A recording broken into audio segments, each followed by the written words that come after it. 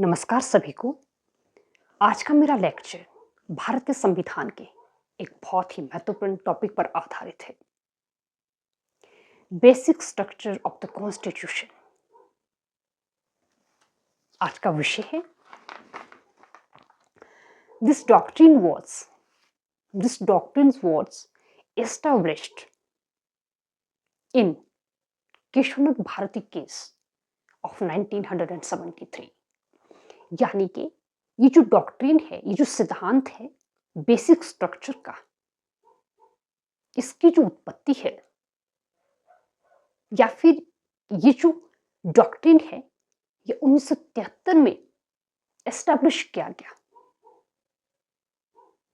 एक ऐतिहासिक केस में, जिसे कि हम केशवानंद भारती के केस के नाम से जानते हैं।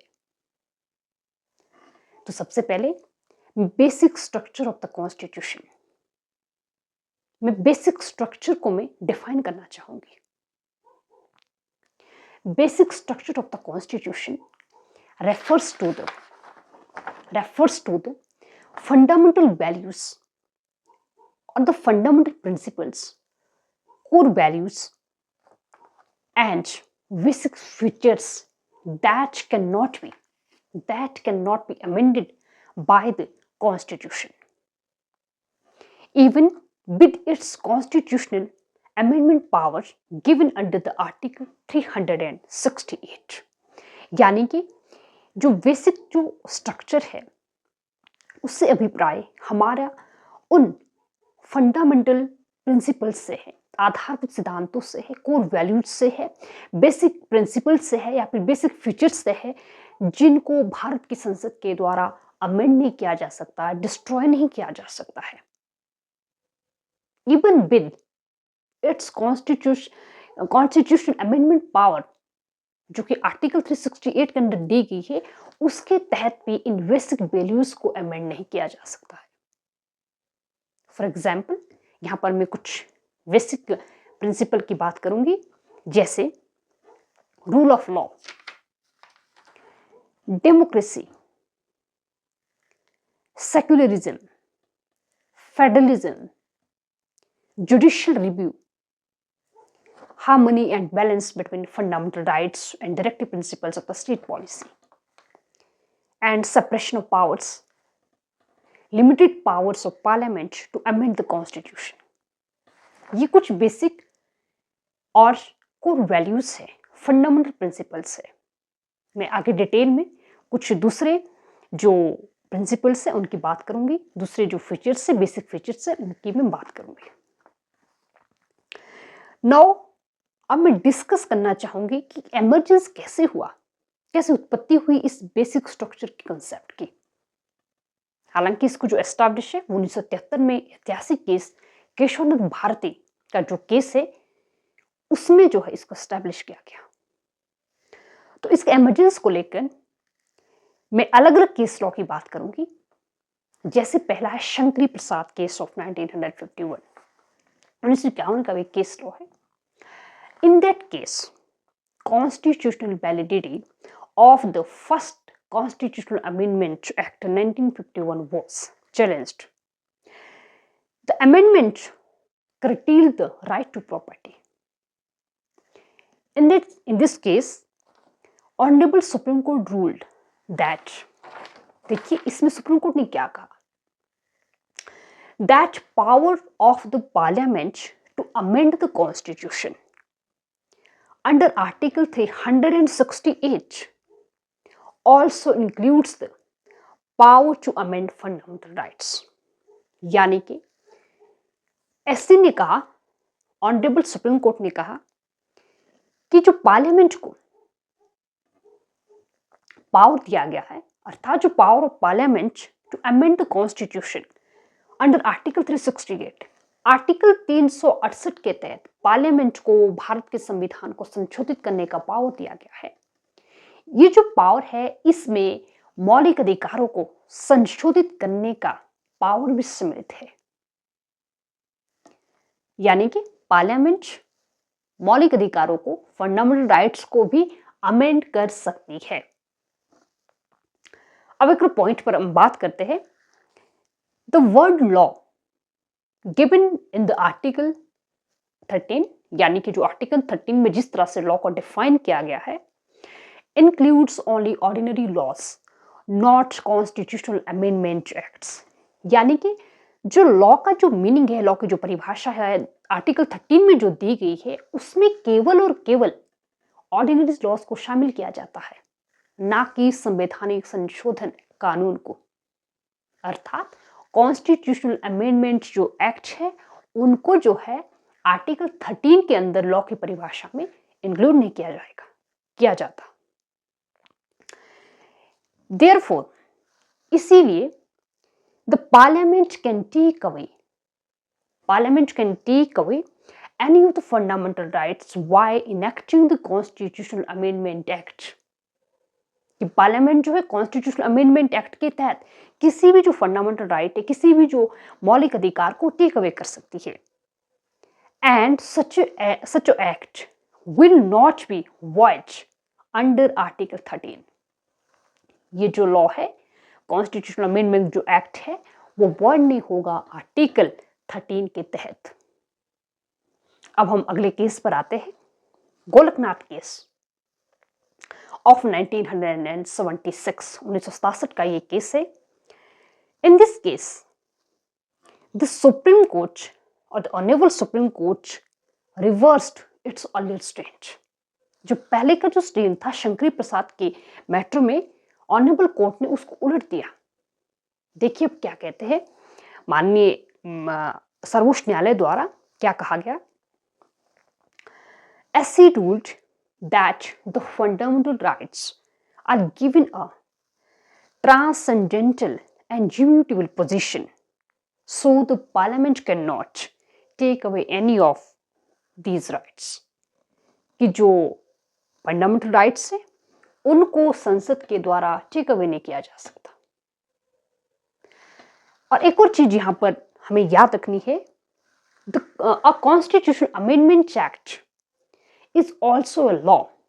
ये भी लॉ है within the meaning of article 13।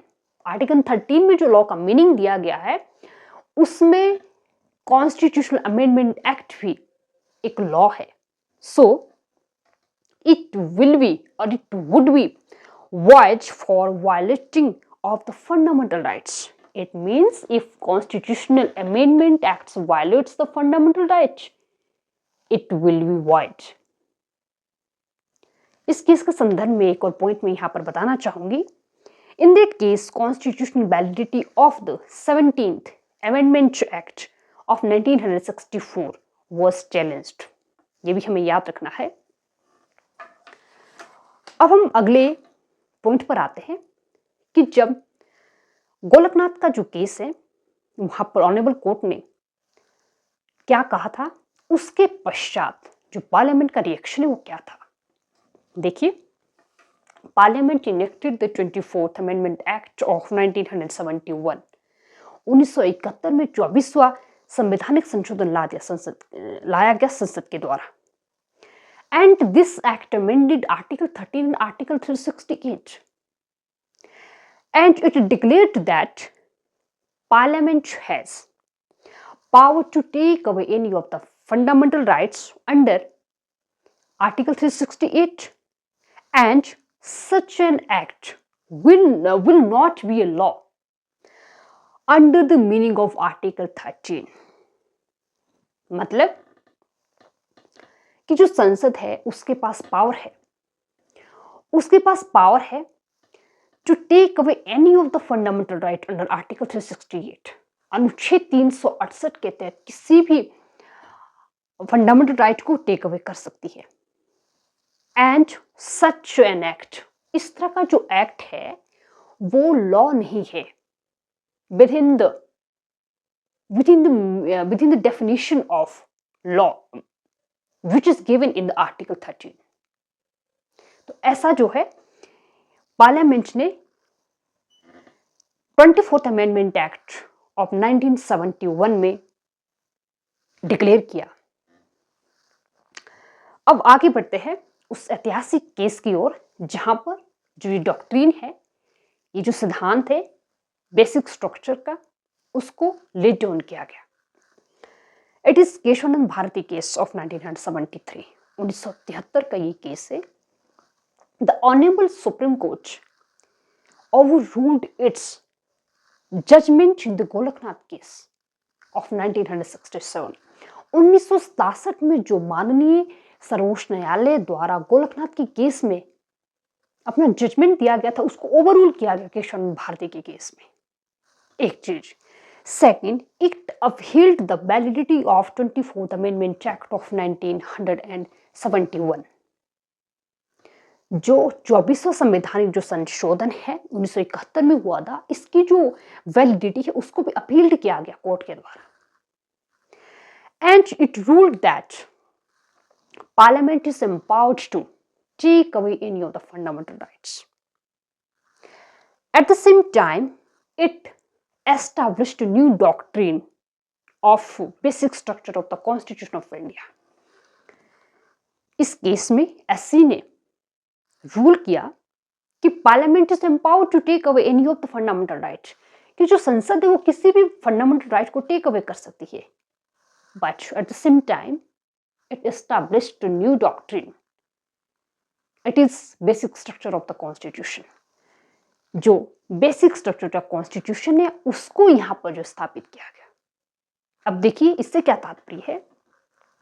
ऐसी rule that constitute power of parliament under article 368 does not enable it to amend और destroy the basic structure of the constitution.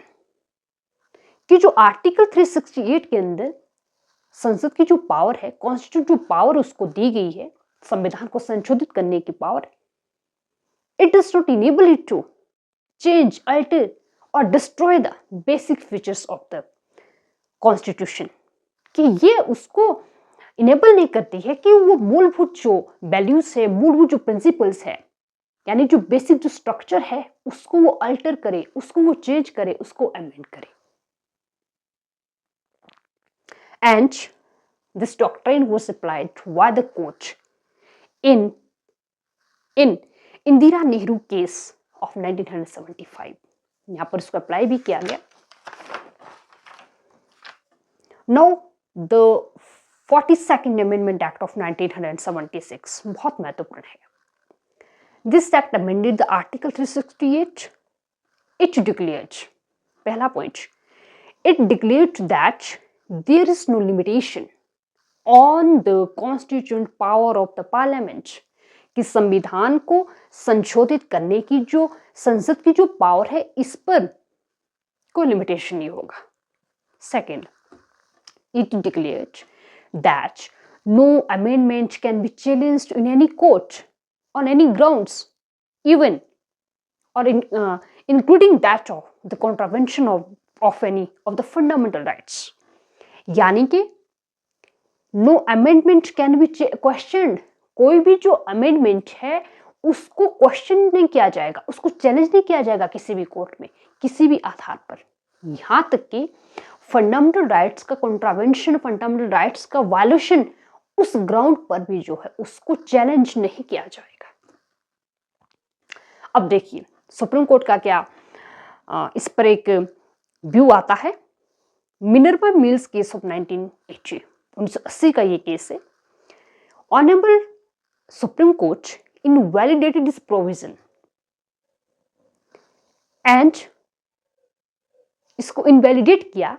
क्यों इनवैलिडेट किया? Because it excluded the judicial review which is the basic feature of the constitution of India. क्योंकि ये जो provision था इसने judicial review का जो कंसेप्ट है उसको एक्सक्लूड किया। जुडिशियल रिव्यू का कंसेप्ट कहता है कि जो कोर्ट है उसके पास पावर है कि वो किसी भी लॉ, किसी भी एग्जीक्यूटिव एक्शन या फिर जो एक विधायिका द्वारा जो कानून बनाया जाता है उसको वो एग्जामिन करे, उसकी संवैधानिकता की जांच करे, उसकी कॉन्स्टिट्यूशनल वैलिडिटी को वो जाने। और इसलिए जो है कोर्ट ने कहा ये जो प्रोविजन है ये जुडिशियल रिव्यू को एक्सक्लूड करता है। Which is the basic feature of the Indian constitution. हमें याद रखना है कि जो जुडिशियल रिव्यू है एक बेसिक फीचर है, क्योंकि इसके तहत कोर्ट एग्जामिन करता है कि कोई लॉ अनकॉन्स्टिट्यूशनल है कि नहीं है, कोई लॉ फंडामेंटल राइट्स का वायलेशन कर रहा है या फिर नहीं कर रहा है। तो कोर्ट ने जो है मिनर्वा मिल के केस में यही कहा कि जो जुडिशियल रिव्यू है it is basic feature of the Indian constitution. अब हम आगे बढ़ते हैं Baman Rao case of 1981। In this case honourable court clarified that this doctrine would apply to constitutional amendments acts enacted after 24 अप्रैल 1973।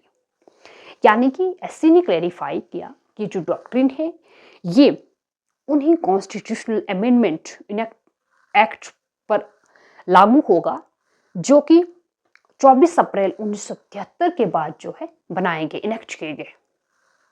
24 अप्रैल 1973 ये वो समय है जब केशवानंद भारती के केस में जो है डॉक्ट्रिन, जो बेसिक स्ट्रक्चर का जो डॉक्ट्रिन है उसको एस्टैब्लिश किया गया था। इट मींस इसके बाद के जितने भी जो कॉन्स्टिट्यूशनल अमेंडमेंट एक्ट है उनका जुडिशियल रिव्यू कोर्ट करेगा। नाउ अब प्रेजेंट पोजीशन पर आते हैं, आज की स्थिति पर आते हैं। in present time or present position is that the parliament under article 368 can amend any of the and can amend any part of the constitution including fundamental rights। यानी कि आज के समय में स्थिति ये है कि जो संसद है वो संविधान के किसी भी भाग को अमेंड कर सकती है including fundamental rights, but it can not destroy, it can not amend the basic features of the constitution. या इट मीन्स संसद किसी भी पार्ट को अमेंड कर सकती है, मौलिक अधिकारों को अमेंड कर सकती है, लेकिन without affecting the basic structure of the constitution. अब मैं थोड़ा बात करूंगी उन सारे एलिमेंट्स के बारे में जो कि बेसिक स्ट्रक्चर की डॉक्ट्रिन के अंदर इंक्लूड किए जाते हैं। First is supremacy of constitution, then secular character of the constitution, unity and integrity of the nation, parliamentary system, free and fair elections, separation of powers, welfare state, principle of equality, independence of judiciary, power of Supreme Court under Article 136, Article 32, 141, 142, and powers of High Court under 226 and 227। ये कुछ basic elements हैं, basic components हैं, और भी बहुत ज़्यादा components हैं, लेकिन यहाँ पर मैंने महत्वपूर्ण जो एलिमेंट्स उनकी बात की जो कि बेसिक स्ट्रक्चर के डॉक्ट्रिन के अंदर इंक्लूड किए जाते हैं। तो आज के लेक्चर में हमने जाना कि जो basic structure of the constitution है, वो कॉन्स्टिट्यूशन है का जो डॉक्ट्रिन है कब एस्टैब्लिश किया गया। हमें इसके लिए याद रखना है कि 1973 में जब केशवानंद भारती का केस माननीय सुप्रीम कोर्ट के समक्ष आता है तो उस वक्त ये डॉक्ट्रिन जो एस्टैब्लिश हुआ था। एंड जो आफ्टर इट मैंने इसका डेफिनेशन बताया कि जो basic structure of the constitution है वो कैसे डिफाइन हम इसको कर सकते हैं। तो इसके तहत मैंने उन सारी core values, fundamental principles, basic features की बात की जो कि संसद के द्वारा डिस्ट्रॉय नहीं की जा सकती, संसद के द्वारा अमेंड नहीं की जा सकती। After it I discuss the emergence of basic structure. इसमें मैंने अलग अलग केस लॉ की बात की। जैसे पहला जो केस लॉ है वो शंकरी प्रसाद का केस है जो कि 1951 में आता है, और उसके बाद जो गोलकनाथ का जो केस है उसमें माननीय अदालत ने क्या कहा, एंड जो इसके बाद मैंने बात की केशव भारती के केस में कि वहाँ पर जो सुप्रीम कोर्ट है, उन्होंने सुप्रीम कोर्ट के द्वारा किस तरह से जो है ये बेसिक स्ट्रक्चर कॉन्सेप्ट दिया गया। After it I discuss the 42nd amendment act of 1976। किस तरह से इस एक्ट के तहत संसद ने डिक्लेयर कर दिया था कि कोई भी जो कॉन्स्टिट्यूशनल अमेंडमेंट एक्ट है उसको कहीं भी चैलेंज नहीं किया जा सकता, किसी भी कोर्ट में किसी भी ग्राउंड के बेस पर उसको चैलेंज नहीं किया जा सकता। उसके बाद मैंने मिनर्वा मिल के केस में बताया जो 1980 में का केस है। यहाँ पर किस तरह से जो ऑनरेबल कोर्ट है, ऑनरेबल कोर्ट के द्वारा इस प्रोविजन को इनवैलिडेट घोषित किया गया एंड कोर्ट के द्वारा ये कहा गया कि जो जुडिशियल रिव्यू है वो बेसिक फीचर है, बेसिक स्ट्रक्चर का एक पार्ट है कॉन्स्टिट्यूशन के, यानी कि एक बेसिक फीचर है। उसके बाद वोमन राव का केस, जहां पर एससी ने क्लैरिफाई किया कि जो डॉक्ट्रिन है ये उन्हीं कॉन्स्टिट्यूशनल अमेंडमेंट एक्ट पर ये अप्लाई होगा जो कि 24 अप्रैल 1973 के बाद बने हैं, यानी कि जितने भी 1973 के बाद कॉन्स्टिट्यूशनल अमेंडमेंट एक्ट है उनका कोर्ट जुडिशियल रिव्यू कर सकता है। और अंत में मैंने बात की कि जो आज की स्थिति है वो किस तरह की है। आज की स्थिति यही है कि जो संविधान है उसको पार्लियामेंट के द्वारा अमेंड किया जा सकता है और किसी भी पार्ट को अमेंड किया जा सकता है, फंडामेंटल राइट्स को अमेंड किया जा सकता है, but without affecting the basic structure of the constitution. और अंत में मैंने एलिमेंट्स की बात की कि जो बेसिक स्ट्रक्चर ऑफ कॉन्स्टिट्यूशन है वहाँ पर कौन से एलिमेंट को हम लोग इंक्लूड करते हैं। तो मैंने कुछ महत्वपूर्ण एलिमेंट्स की बात की, जैसे सेपरेशन ऑफ पावर्स है, वेलफेयर स्टेट है, आपका सेक्युलर कैरेक्टर ऑफ कॉन्स्टिट्यूशन है, सुपरमेसिव कॉन्स्टिट्यूशन है, पार्लियामेंट्री सिस्टम है, फ्री एंड फेयर इलेक्शंस है, unity and integrity of the nation है। तो ये कुछ बेसिक एलिमेंट्स हैं, हालांकि सारे नहीं मैंने यहाँ पर बताए हैं, कुछ महत्वपूर्ण यहाँ पर मैंने नोट किए थे। तो आज का जो मेरा लेक्चर है वो यहीं पे समाप्त होता है। थैंक यू सो मच और नमस्कार।